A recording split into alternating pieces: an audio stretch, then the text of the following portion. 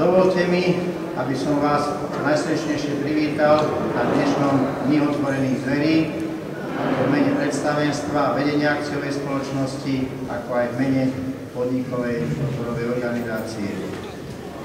Tento Deň otvorených dverí sa koná pri príležitosti tohoročných oslav Dňa baníkov a taktiež v tomto roku oslavujeme niekoľko takých okrúhlych jubileí.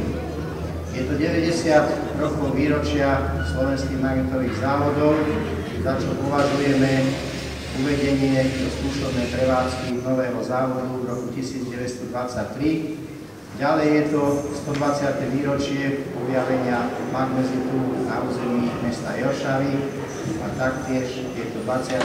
výročie založenia akciovej spoločnosti.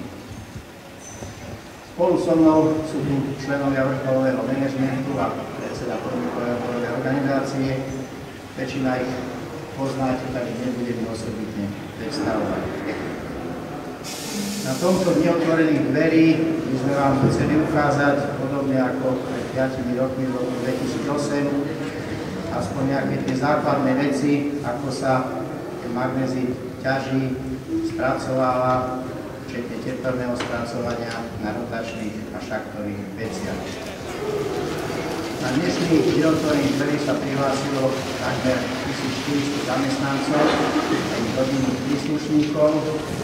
Rozdelili sme vás do 9 turnusov, 150 a každý jeden turnus je rozdelení na 2 skupiny.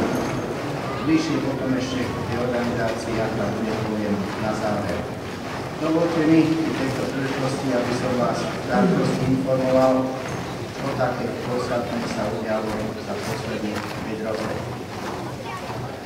V tom kvartáli 2008, takmer bezprostredne po oslavách Dňa baníkov, celý svet postihla veľká finančná a hospodárska kríza a samozrejme malo to výrazný negatívny dopad na našu spoločnosť.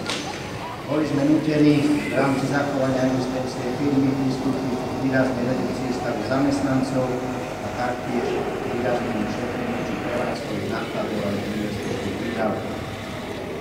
Po kríze rokov 2010 a 2011 sa odbyt stabilizoval na úrovni okolo 300 000 tón hlavných produktov, avšak nedosiahol predkrízovú úroveň 360 000 tón. V nasledujúcich rokoch 2012 a v tomto roku 2013 ešte dochádza k určitému miernemu poklesu, pričom v tomto roku predpokladáme odbyt na úrovni 240 000 tón hlavných produktov a okolo 30 000 tón ďalších hlavných produktov, agromagov a slavnagov. Samozrejme, úmerne predaju bola upravená aj výška ťažby, úpravy výroby koncentrátov a taktiež výroby slinkov. Na bani máme pripravený k ťažbe nový horizont na úrovni 220 metrov morov a ďalšie cirka 20 rokov.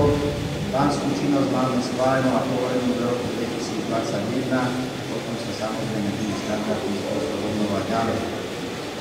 Pokračovali sme v obnove banskej bezprojavej mechanizácie, keď sa zakúpili v priebehu tých posledných rokov nový nakladač, nový nabíjací a ramovací voz, nový prepravník a zrekonštruoval sa prepravník nový nakladač. Časť tej banskej mechanizácie, kde sú exklúzie uvidíte. Taktiež sa inovoval banský monitoring. Vylepšovali sa technológie na opravu ťažkých suspenzií a drviadí.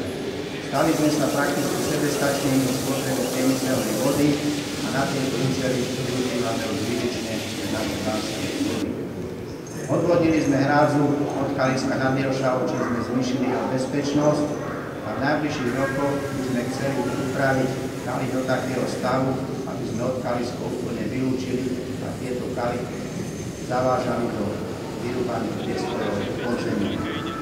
Na divízii výroby slinkov a na divízii vočiar, ktorú máme pri Košiciach, sme urobili množstvo racionalizačných opatrení na úspor technologických palív a energií, keďže tieto predstavujú najväčšie percento našich nákladov. Je to zhruba 35 až 40 %. Taktiež sme realizovali množstvo opatrení na zlepšenie životného a pracovného prostredia.